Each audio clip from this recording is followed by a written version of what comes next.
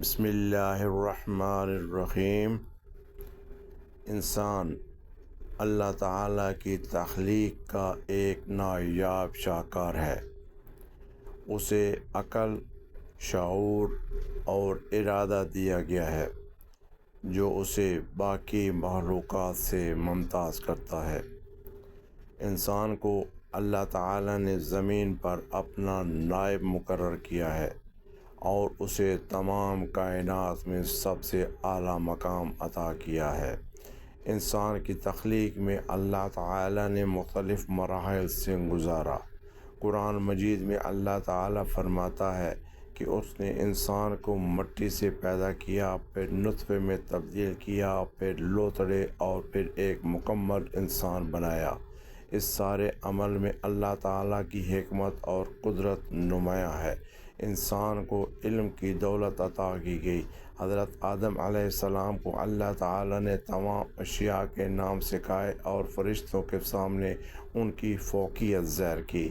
علم انسان کو ترقی اور خوشحالی کی طرف لے جاتا ہے۔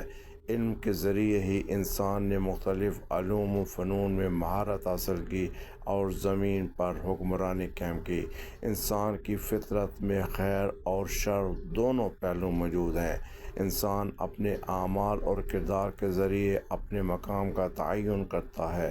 اللہ تعالیٰ نے انسان کو اختیار دیا ہے کہ وہ اچھائی اور برائی میں سے کسی ایک کا انتخاب کرے۔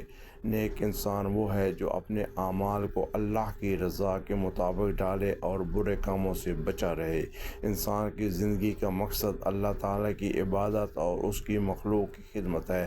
قرآن مجید میں اللہ تعالیٰ فرماتا ہے، اور میں نے جنات اور انسانوں کو صرف اس لیے پیدا کیا کہ وہ میری عبادت کریں۔ عبادات کا مفہوم بہت وسیع ہے۔ اس میں نماز، روزہ، حج، زکوٰۃ کے علاوہ اخلاقیات، عدل، انصاف اور دوسروں کی مدد بھی شامل ہے۔